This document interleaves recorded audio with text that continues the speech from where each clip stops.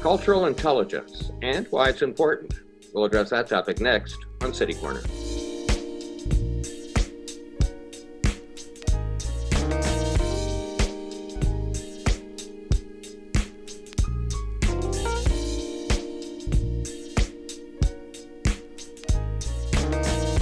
Hi, I'm Steve Potter and welcome to City Corner. Cultural intelligence is a term that you may or may not be familiar with, but our guest is here today to explain why it's important that you do know about it and what it can do and how it can impact all of us, really. Amy Narishkin is the CEO of Empowering Partners. Amy, welcome to City Corner.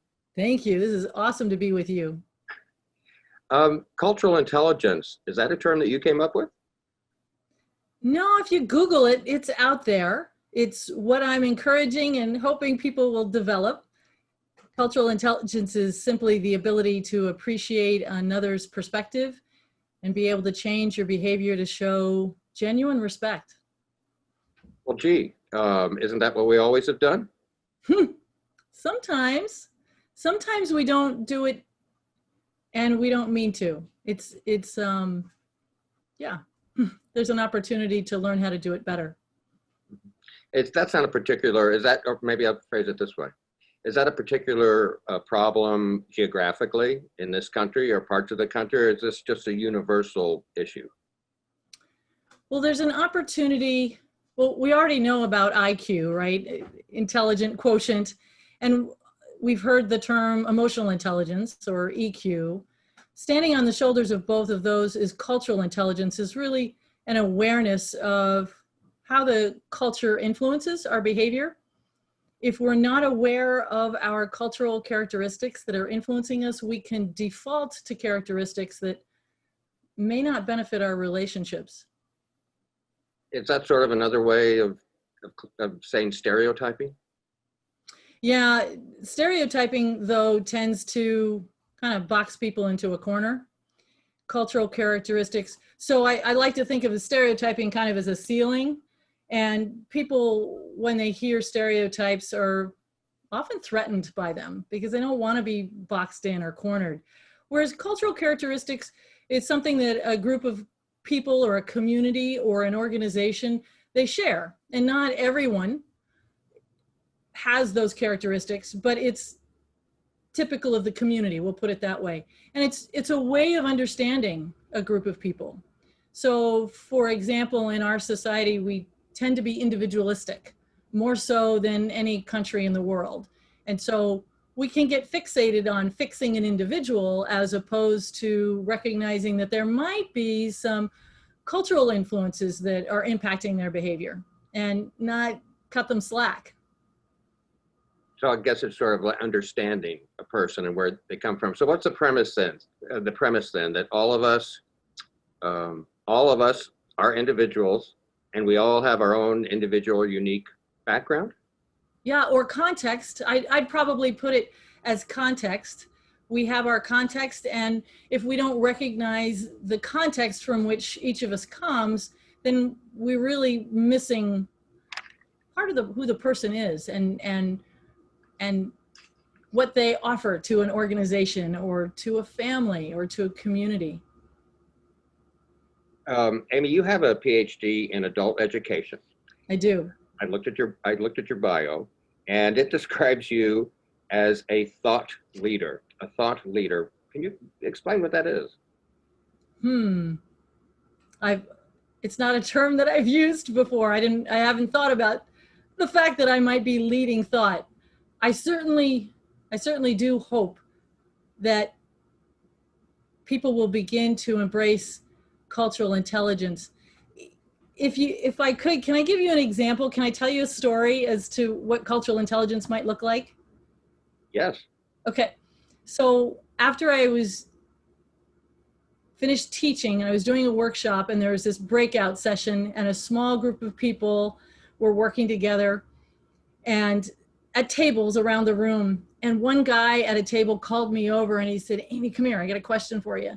And I said, I walked over and I said, "So what's the question?" And he goes, "Well, I just want to know if I should have taken down my Confederate flag." And I said, "So why are you asking me if you should take down your Confederate flag? And he goes, well, I don't know if I did the right thing. And I go, yeah, tell me more. He hesitated and I said, so where is your flag? And he goes, well, it was up on the wall in my garage. And I'm, okay, so, well, it was on the back wall of my garage. All right. And it took over the whole back wall of my garage. And I'm like, must be a pretty important flag to you. And he said, yeah, it's part of who I am. It's part of my history. Basically, it's part of his context, right? And that's what he's letting me know. It's really important to him. And I said, so what's the problem if it's so important to you? And he goes, well, when the garage door goes up, everyone can see it. And my neighbor across the street, he's black. And I said, all right. And he goes, so should I have taken it down? And I said, why are you asking me now? And he said, well, because in the last workshop, you told us, or you suggested that maybe we should be more concerned about our impact than our intent, that our impact on people is more important than our intent in cross-cultural conversations. So I got to thinking, what would be the impact of that flag on my neighbor who's black, and obviously his family is too. And so I took it down, and I don't know if I did the right thing. I said, so did you ask him? And he goes, I could do that? And I'm like, why not? And he goes, well, what would I say? And I said, well, why not just say what you said to me?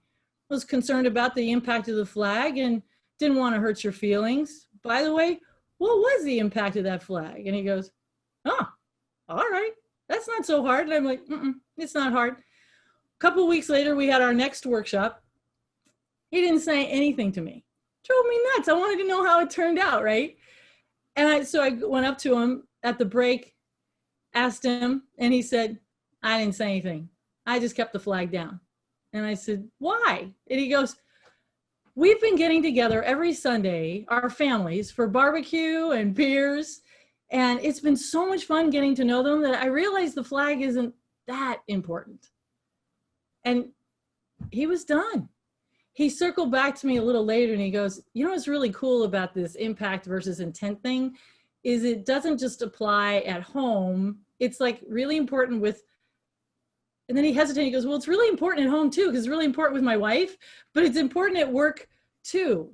That if I just check how I'm coming across, then I can be a little more sensitive. So that's my story. And that's him expressing cultural intelligence, being aware of this individual, this neighbor within his context. So it sounds like he's a pretty good person to be going through the thought process. Other people might not. But yeah, that's also the impact of my workshops. This was workshop number 4. I've got a series of 5 workshops that I take people in organizations through to develop this kind of skill set. Cultural intelligence is merely a skill set that you develop to become more aware of how to come across to people that are different from you. Well, you know, that whole story made me think. You talked about the guy with the Confederate flag and what it meant to him, and he was being considered about what it might mean and impact someone else. I can so relate to what you're saying because something's happened recently to me, which really parallels that, and I want to know what you think about it. Maybe I'm wrong in judging. Let's find out. Yeah. Well, you're the one that can tell me. Okay. Several times in the last few months, I have seen people out on the roadways in their vehicles with Confederate flags proudly displayed, large ones on their vehicles driving around. And honestly, and maybe I'm wrong. Honestly, I assume, and these are white people, and I assume these are racists. That's my first impulse. So am I making a mistake leaping to that conclusion? That's a really good question. I don't know if you're making a mistake, because one of the things that I teach when I'm training people on unconscious bias is that we all have our biases, and our biases are based on how we've been enculturated. So the way you've been raised, the context in which you were brought up, the Confederate flag isn't something that's kind, isn't something that's loving. It has an impact on people. So within your context, the Confederate flag is not a good thing. And I would suggest it's not a good thing in my context either, because it is polarizing. It does put people off, and it does shut down conversations. So often, if we're not checking our impact, we can inadvertently shut down a conversation and lose an opportunity to connect with someone that we may not ordinarily connect with, but when we do, just like that guy started connecting with his neighbor, if he hadn't thought it through, he would have missed out on a really awesome relationship. So your inclination that the flag is a threat for some people is spot on. One of the things that I would be thinking about is what the context of is that gentleman, that guy who's got the flag up, and what it means for him. I'd be inclined to wonder why he's got that flag up and what he hopes to accomplish. And it may have something to do with the fact that he feels threatened and worried. And I'd be interested to learn more. Well, I guess maybe part of the problem is people aren't having these conversations. I see that flag and I stereotype them because I assumed they were stereotyping other people. That sounds kind of crazy. Yeah, and it can lead to kind of a vicious cycle, which is why I shared the story that I did with you, because when that employee first came to me and said, should I have taken down my Confederate flag? I could have jumped to a conclusion, just like you did, because my bias is sitting back there going, Confederate flag, wrong. But I wanted him to get there, and I would have listen to that. I would have lost an opportunity, some PhD, right? I would have lost an opportunity to connect with this gentleman who's in my class, who really wants to learn. So one of the things that I do when I go into an organization and an HR manager says, we got to get this done. We got to get people more culturally sensitive. And I ask the HR manager and or the CEO to open this up as an invitation. Because if you're not ready to do this work, if you don't want to have these conversations, cross-cultural conversations, then I don't want to hog-tie anybody into it. But this guy opted into the workshop and wanted to learn. So I had to be careful, like you're saying, not to jump to the conclusion that he's a bad dude because he has an interest in his Confederate history. Right. Well, we're going to pick up on this conversation. And Amy, don't worry if you flub up words because your PhD isn't in English, right? We'll be back. We'll be back and talk more about cultural intelligence on City Corner right after this. Thank you.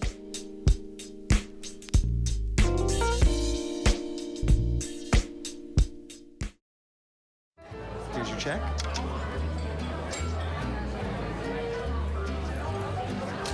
Oh, you got it. Since I got rid of my car, I really enjoy walking. Okay. God, no. Getting pulled over for buzz driving could cost you around $10,000 in fines, legal fees, and increased insurance rates. Oh, you're home early. You live with your mom? That'll set your game back a few years. Buzzed, busted, and broke. Because buzz driving is drunk driving.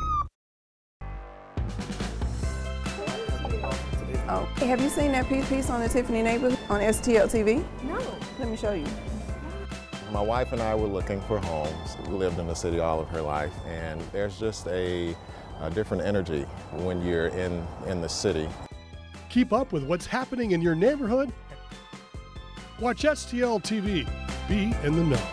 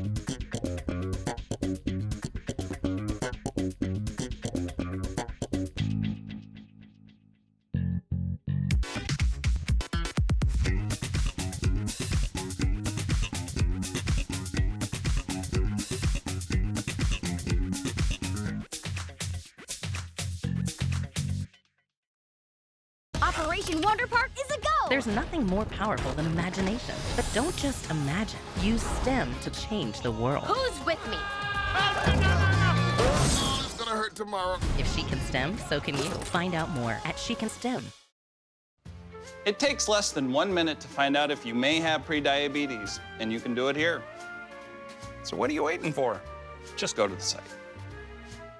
Selfie. Nailed it.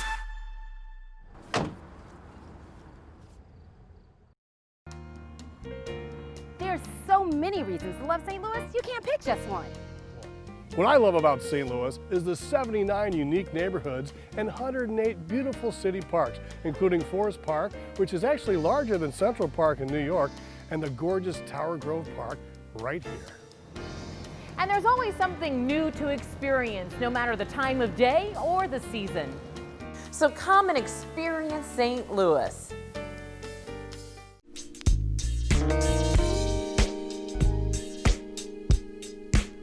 Hi, I'm Steve Potter. Welcome back to City Corner.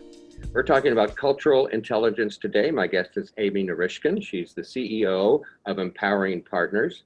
And Amy, just sort of recap, we were talking about cultural intelligence, and it's really about, I guess, understanding people and their backgrounds and appreciating that and not being threatened by it. Those are my words, but.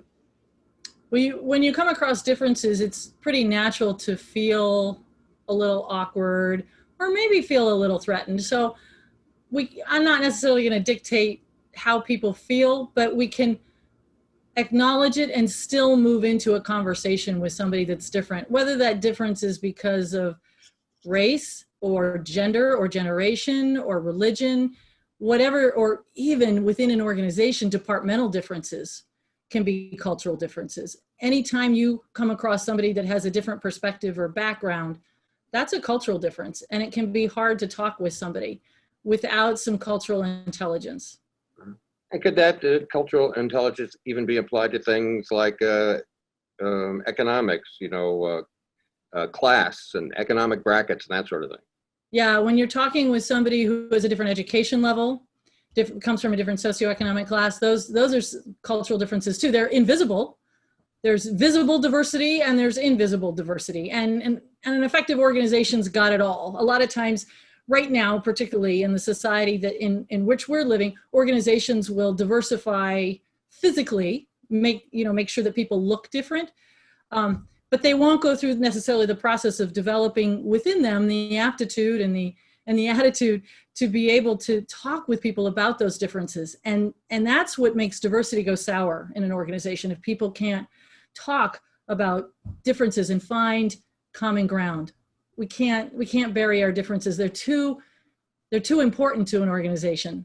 That's where collaboration that leads to an outrageous innovation that leads to great profit, right? You talk about, you've mentioned organizations a couple of times, and now your organization is Empowering Partners. Yes. And you deal a lot with other organizational structures, I guess. Yes. So how did this come about? I think you've been doing it about 4 years. How did you form this organization? And just give us a little background about that. Oh, I appreciate you asking. So a lot of, just like a lot of other white folks, Michael Brown's death was an eye-opening experience for me. I'm not from St. Louis, and so I was genuinely confused why the folks that look like me weren't talking about what was going on 20 minutes from my door. And in fact, all my husband's family's in France, and they were Facebooking us and texting us, "Are you okay? Are you safe there in St. Louis?" It's front page news in Paris, what was going on here in St. Louis. And the people around me and the teachers in my kids' school weren't talking about it. So how is it something can be international news and not being talked about locally? That was confusing to me.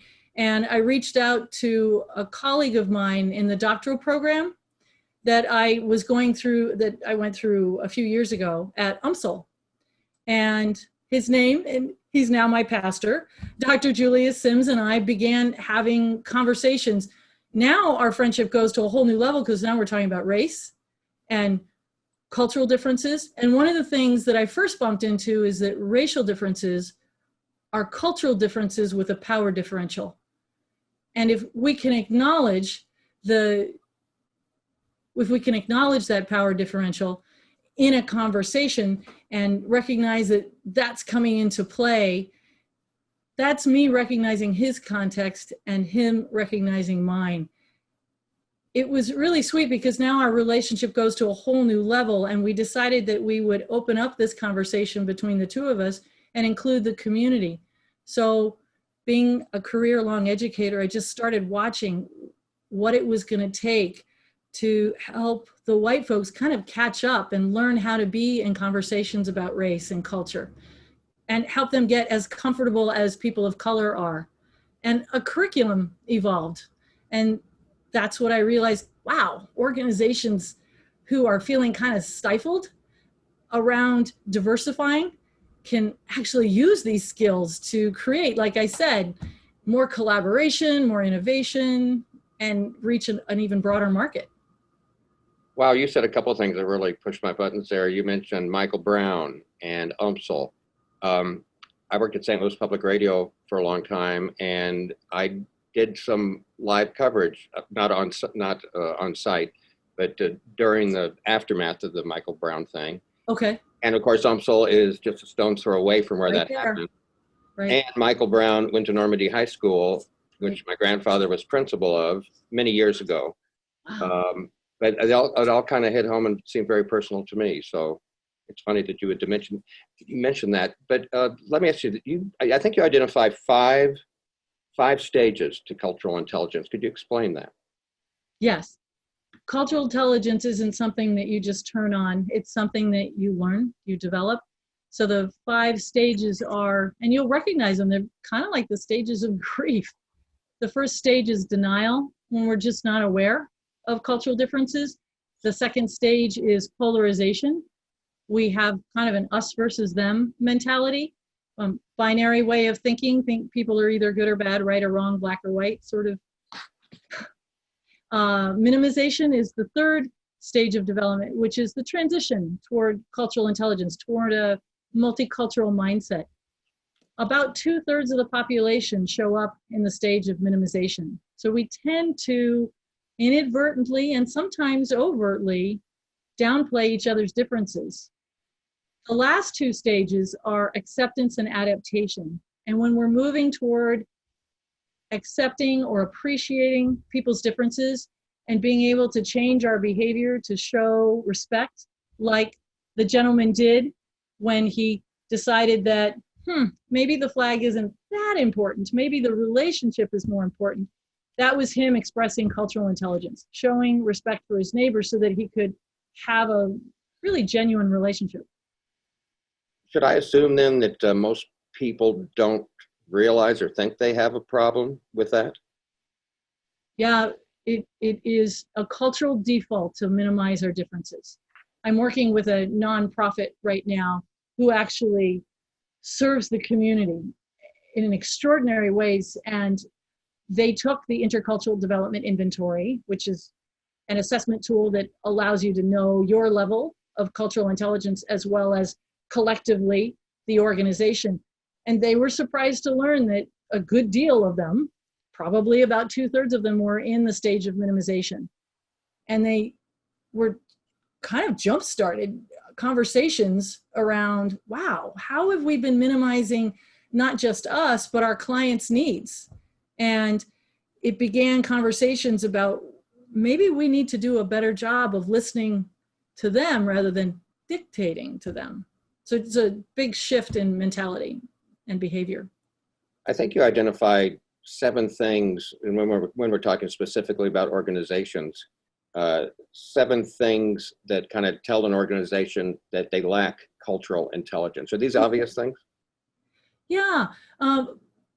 So often organizations don't realize they have a problem and don't have cultural intelligence when there's litigation or there's an attempt to unionize.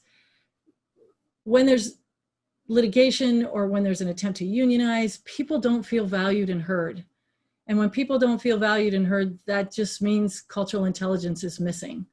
So, for example, in an organization, if you've got two departments who can't communicate, in fact, I'm working with an organization right now where production and engineering can't hardly talk with each other.